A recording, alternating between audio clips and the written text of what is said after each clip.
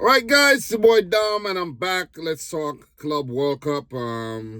Even though I'm really disappointed in the reception of the Club World Cup. Though. Seriously, like people don't really care about the tournament. I realize, you know what I mean. Those who care, but it's like people don't really care. Overall reception is like, yeah, I don't care. You see what I'm saying? That's what I'm getting. I expected a bigger occasion. I expected, making videos and, people just coming out and just interacting and talking about, you have the people that's doing that, but it's just different, man. But anyways, um, let's talk the 4 matches that were played on the day, really, really quick. Not gonna be super long. Benfica 6, Auckland City 0. I was watching a little bit of this game and then I tuned out, and then there was a rain break. There was a very, very long break because of bad weather. Like, I tuned back into the game and I'm like, what happened? Like, what's going on? It's not playing, And then while watching the other game, they said, hey, the game just resumed. I was like, okay. But anyways, Benfica won 6-0. And it definitely took them a while to score the first one, where Di Maria put away a penalty in the first half extra time. Pavlidis in the 53rd, Renato Sanchez in the 63rd, and Barrero scored in the 76th and 78th minute, and Di Maria again from the penalty spot in second half extra time, 6-0. There was an incident in the match that I caught wind of between manager Bruno Lage and Kuchku, the Turkish man Kuchku, who was taken off, and he wasn't happy that he was taken off. And then Bruno Lage said some things to the player while he was on the bench, and the player responded. And afterwards, I saw in the little clip, he got up and he probably went to the dressing room. So I don't know. I didn't see what happened, but yeah, dramatic stuff. But a better display by Auckland City. Much better than the 10-0 loss to Bayern Munich. And for Benfica, it took them a while before they could actually breach the Auckland City's goal. So in the end, they won the match, which is important, and they picked up a valuable 3 points.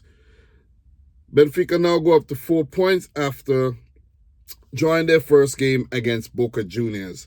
And they now sit second and in a really good position to actually move on to the round of 16.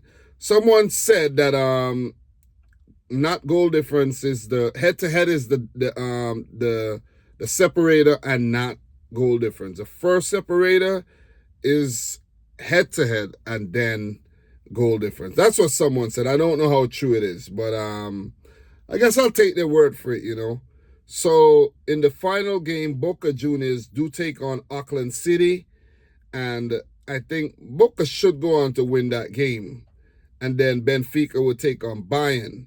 So if it's head-to-head, well, Benfica and Boca Juniors drew their match, so then I guess it will come down to goal difference for that one, right? So, which will be the second differential. So, look, Benfica does have a +6 goal difference, while Boca has a -1. Which means for Benfica, they can't afford to lose too badly if they do lose to Bayern, which I don't think they will. And Boca would have to score a ton load of goals against Auckland City in order to pip Benfica to that second spot in the group. So right now, to be honest, it's looking like it might be Boca Juniors, because I think they could definitely go on to score 6-7 goals against Auckland City. Just go all out. So it's left to be seen, though. So the next game in this group, I'm going to play it according to the groups. Bayern 2, Boca Juniors 1. That game was a 9 p.m. match, that was the late match today. And Bayern won the game 2-1. I didn't make any predictions for these matches because it was like a waste of time, pretty much, doing predictions. Nobody really cared about the predictions. I put out my first prediction video early enough. Crickets, you know what I mean? It went on deaf ears. For the people that's watching the content, the Club World Cup content, Thank you very much. Do appreciate it, man. You know what I mean? But not very encouraging, to be honest. The numbers aren't encouraging.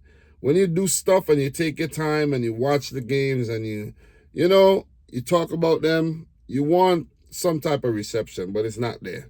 So Harry Kane in the 18th minute, Merentiel in the 66th. That was a really good goal, man. God damn, I'm not going to go into details for everything that happened in the match, but that was a really good goal. Boca actually held their own in this match and, give Bayern a really good run for their money.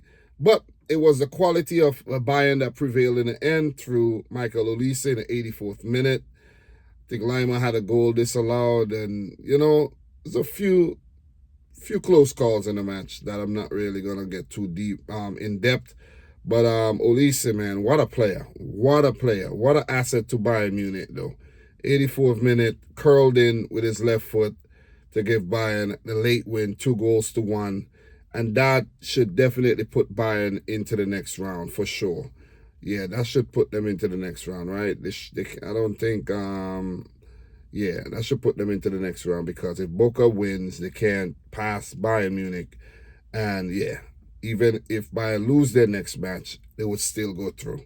So Bayern into the next round here, and they would either win or come in second in Group C.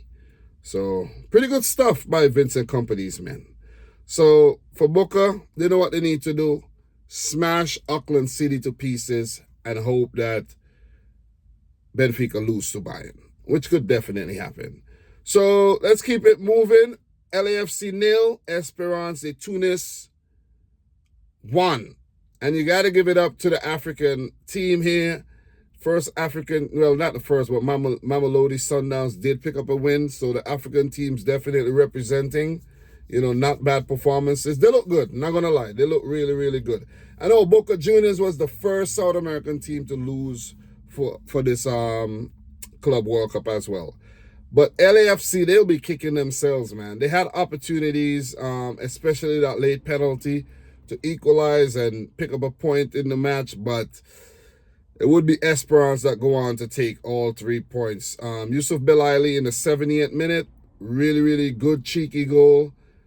Very good individual goal, and he deserved that goal because he was really good in the match, threatened on a few occasions, but didn't breach the goalkeeper's net. So it was a close one. I think Esperance do deserve the win. If you check the stats, they had 10 shots, 5 on target.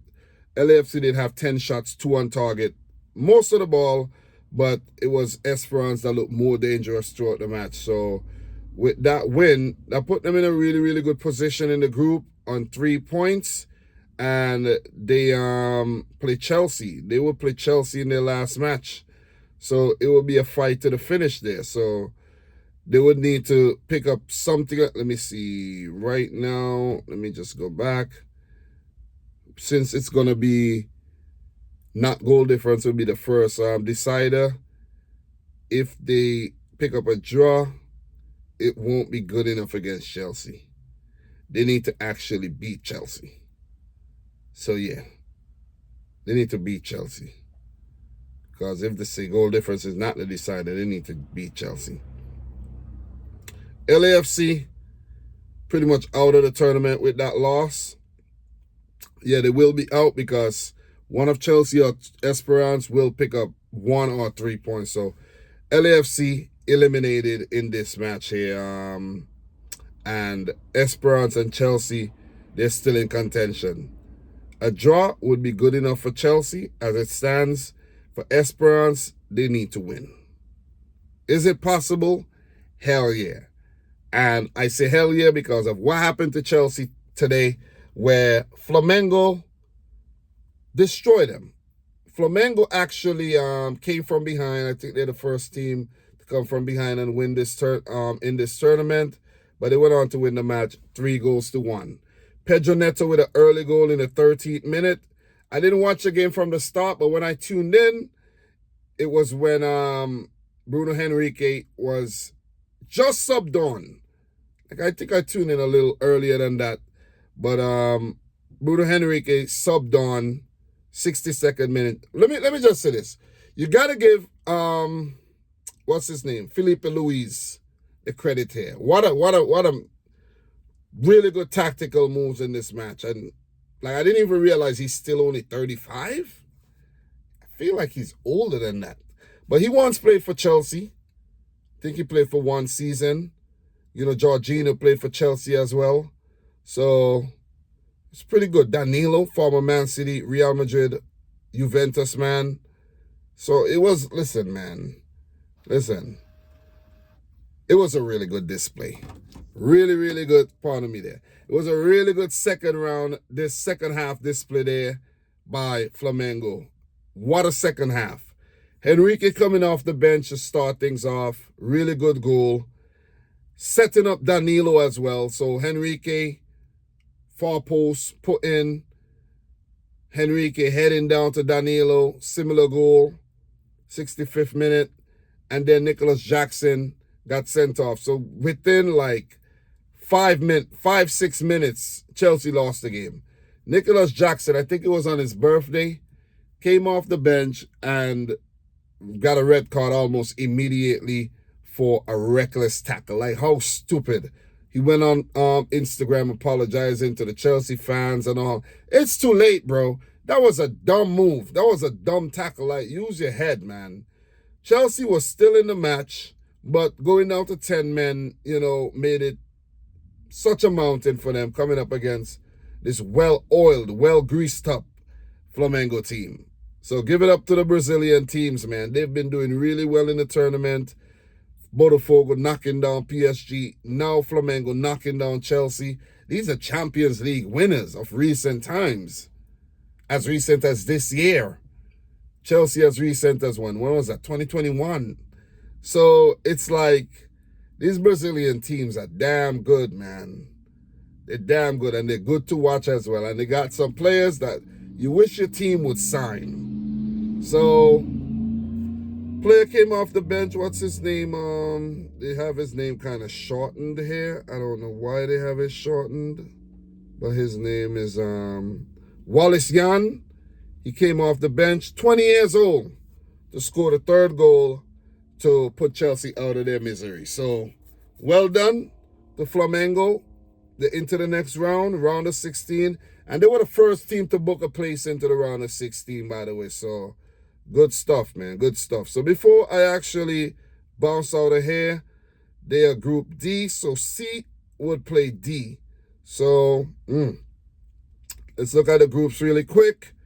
Group C, Bayern, Benfica, Boca Juniors, Flamengo, Chelsea, Esperance. So, yeah, this could be a situation if Flamengo goes on to top the group, which I think they will. Flamengo should top the group if it's head-to-head, right? Flamengo tops the group. They could potentially meet Boca Juniors in the next round. Ooh, that's going to be a good one. That's going to be a good one. And Bayern will most likely meet Chelsea. Yeah, that's going to be some good fixtures in the next round, man. That's going to be good. So, from Group A and Group B, Palmeiras, they should be able to avoid Botafogo. And, yeah, so we have some juicy fixtures coming up. Let's just say that. I think the round of 16, I think the knockouts would be much better. And it would receive, would be more received by fans worldwide, if you ask me. But guys, thanks a lot for tuning in terms of the games coming up tomorrow. Touch on that really, really quick. I'm just dedicated, I'm into deep now, second round of games. I've been talking about the Club World Cup, so might as well just continue. I don't want to disappoint anyone who's been following the whole thing, following me, talking about the tournament. So even though it's quite discouraging to not, basically you put out the thing and it's like, okay, why did I do this? Nobody's watching. You see what I mean? But appreciate the ones who are watching though, So tomorrow, Mamelodi Sundowns will play Dortmund, the early match. Inter play Urara Reds. Fluminense play Ulsan. And River Plate take on Monterrey. So, yeah, mild matches if you ask me. The games on Sunday. The games on Sunday, let me see. City Al Ain, Salzburg Al Hilal. That should be a good one. Real Madrid Pachuca, Juventus Wydad. And then we're going to go on to the third round of matches. So, yeah, things are progressing pretty well. So, guys, thanks a lot for watching. Subscribe if you're new. Like the video if you haven't yet done so. And until next time, peace out. Rich Squad. Peace. Let me go to bed, man. Gotta go to work tomorrow. See you guys soon.